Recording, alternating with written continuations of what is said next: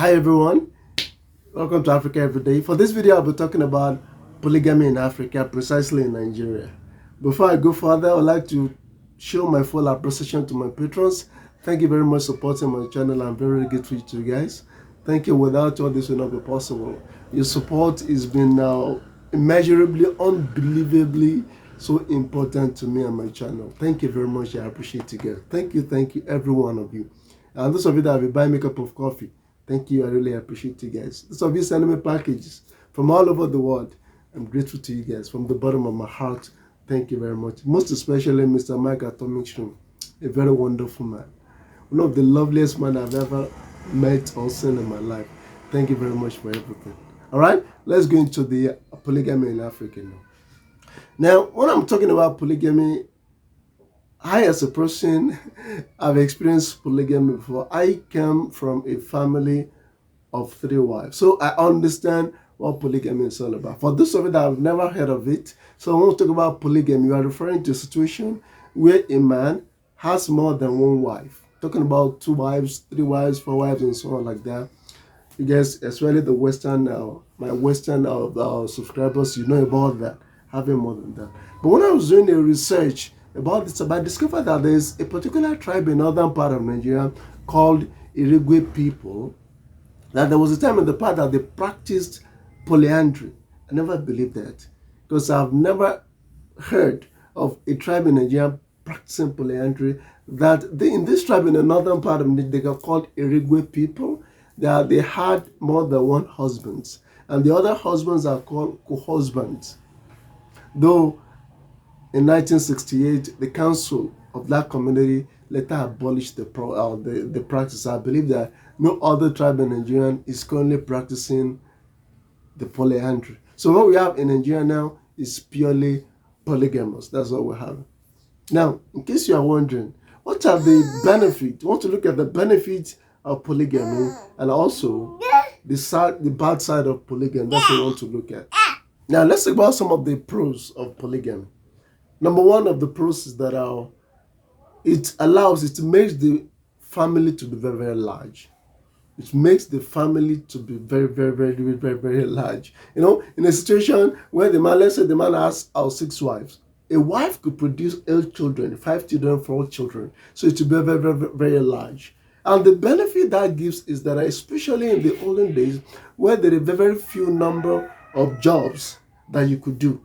I'm talking about when it comes to Nigeria, very few jobs that people can do. So if you happen to be a farmer, and back then the population was very, very small, and there was more than enough land resources for farming. So when you have large family, it is easier. It will be easier for the family to cultivate larger piece of land for farming. As a result, the man will be harvesting large produce. So in many cases, the man will become richer. Yes, because he has, the cheap laborers, the family, the women, and also the children will be, will be working as laborers. As a result, the man will be harvesting large produce. So thereby, the man will become rich. So that is one. And now, number 2 is that since back then we were living in community. I'm talking about in the same household. Same household, we have the great-grandparents will be living there, the parents will be living there, and also, what I'm saying is that the entire family will be living in a household, like the way we are living right now. So because it's like that, everybody is taking good care of each other because everything is together helping each other, provided they are peaceful people, that they love each other. So everything just together, they take care of one another, they protect one another. So it's a very great approach, good side of the polygamy. Another pros of polygamy in Nigeria is before I tell you, I want to give you I have to explain some concepts, some things that we believe in Africa to you. Now, a typical African believes that if you come to this world and while you are living, you leave no child behind. It is believed that while you're at the time of your death, if you have no child, it is believed that you came to this world in vain, that you didn't achieve anything. That is our belief in Yoruba land. That if you come to this world and you have no child, your child probably they died before you before you joined them, or you had no child at all. It is believed that you lived an unfulfilled life. So as a result, because of the fear, because of that fear that our parents they didn't want to have unfulfilled life, they want children to succeed them. They would now have as multiple children as possible. In case you don't forget, the level of healthcare was also very, very poor. It's not as good as what we have now.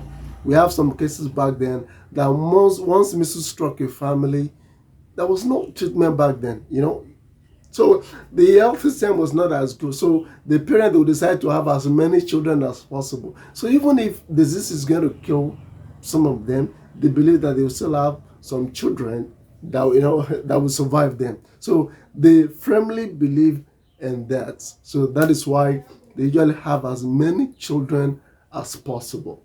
So and a woman can only produce as many as children possible. Unlike when you have multiple women. So that is all about that now. And the third one is that back then the population of men was far lower than the population of women. Now, in case you don't understand, what are the factors responsible for that?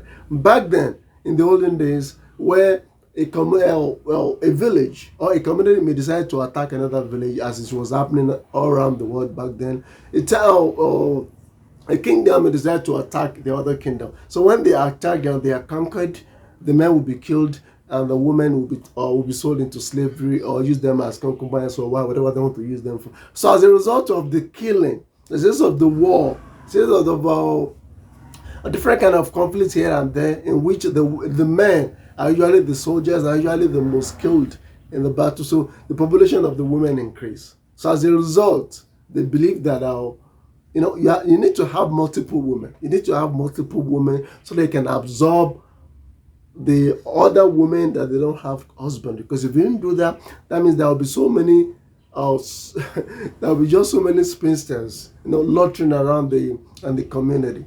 And in our culture, though things are changing now, I'm very sure not even in our culture, all over the world, the women, especially the single ones, are now very much respected. They are not very much respected. We're still facing that up to now. They're not very much respected. So it's advisable for the man to have more than one wife. So that is another good side of polygamy. The fourth pros of practicing polygamy is this. Now, the society, we all believe that the women, they usually have off day.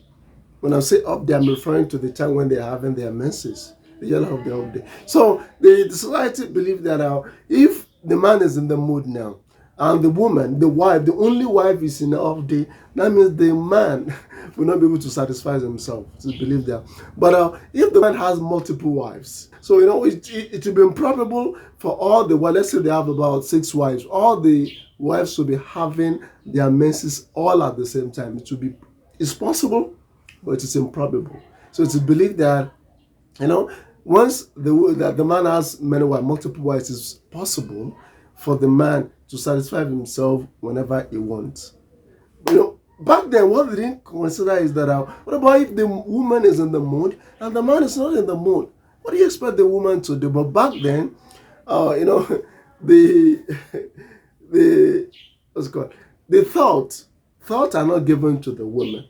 What the woman wants, they are now being put into the thoughts to believe that they are just to be like a material, like a tool that our society, the men should use them whenever they can, and the tool can't use the men. Though things are changing just a little bit gradually, things are changing now in Nigeria.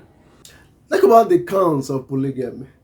The number one con of polygamy that we are experiencing now in Nigeria is the booming of population. Though some people may argue with me that even in some countries where they're not practicing polygamy, like in China, the population is booming.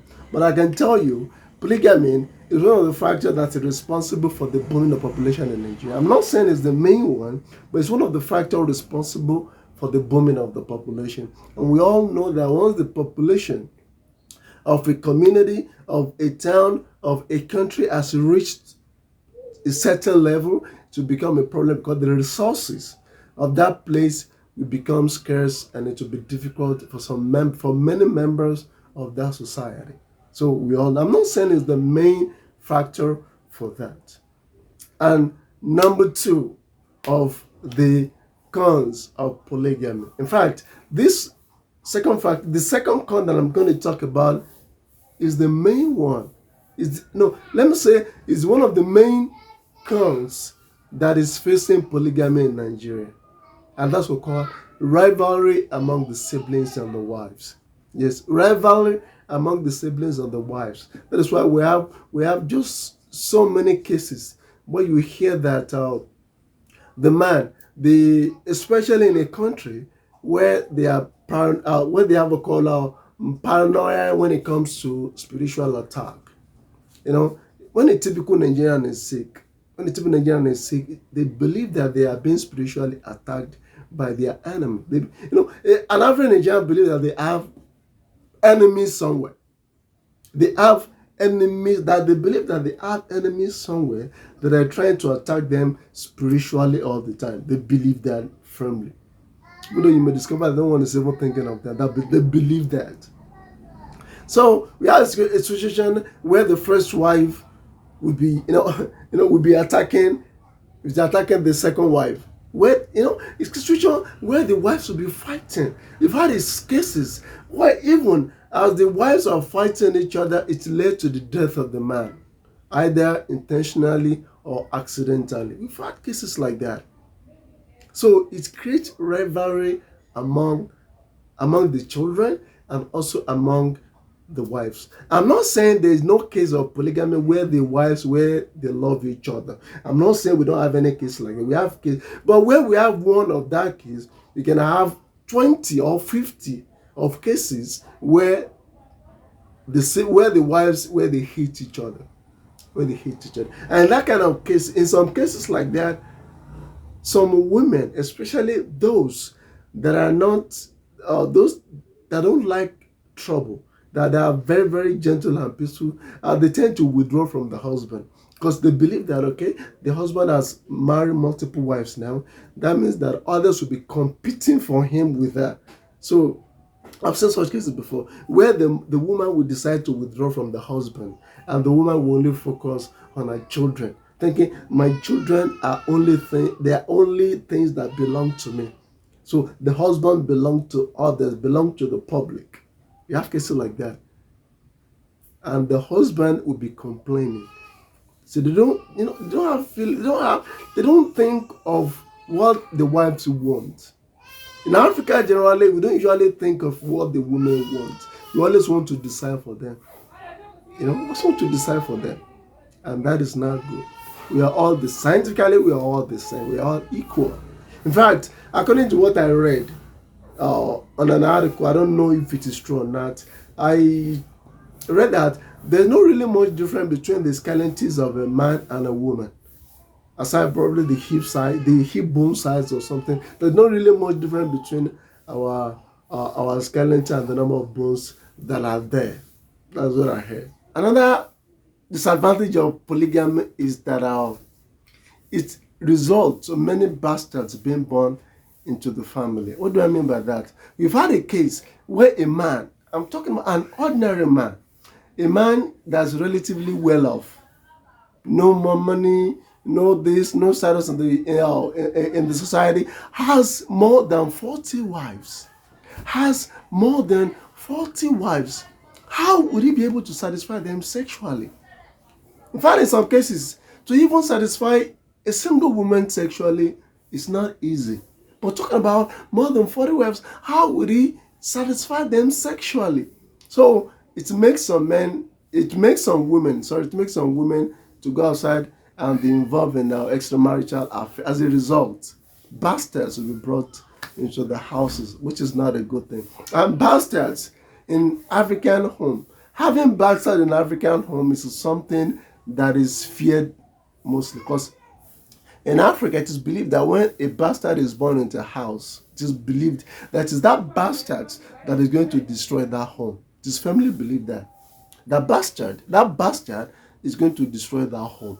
So it leads to many bastards being born into the houses. And the last that I'll be talking about is that because there are so many children, so many wives, just one man, the children are not given enough care and parenting.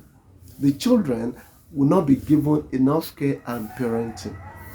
And in case you are wondering, how do I know all this? All right. In Nigeria presently, in this age that we are living in Nigeria, if you go outside in Nigeria, I'm talking about the parks and under bridges where the thugs, where the hoodlums, where they usually assemble. If you round up 10 thugs in Nigeria, and if you ask them, I'm saying this with fact, is what I've tried, and I've discussed it with my friends. I tried it in where I'm living, in Owode right here. If you ask 3 hoodlums, if you have to say you have 10 hoodlums, ask for their names. Out of all those 10, at least 7 of them will give you Muslim name.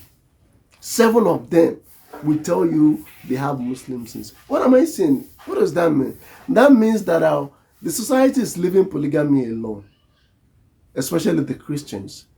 Christian does not condone polygamy. But because Islam support it, so many Muslims are still practicing the polygamy. As a result, they just have many children, many children that they can't take care of financially and also morally. They can't take care of. As a result, some of them will become vagrant, they'll become hobo, they just become thugs, different kind of criminals on the streets. Also, what we are facing in the northern part of Nigeria now, where the terrorists, talking about the Boko Haram and others, are recruiting children on the street, is as a result of many children on the street that they have no parent taking care of them. They were just born and abandoned on the street. No school, no apprenticeship, nothing. So they are right there. They can be easy to recruit by this horrible terrorists. And this is what's happening in this country. That's what's happening. Alright? That's about this video. If you have any question, please let me know in the comment section below. Whatever question you have, I'll surely go through your question. Alright, you can support me by becoming my patron and buy makeup of coffees. Please, if you have any suggestion for me, those of you that are giving suggestion, please, I'm taking note of that. I'm going to work on that. You see, such topics will be released very soon. All right, once again, thank you to my patrons for supporting my channel. Thank you very much. I'm grateful to you guys. See you next time.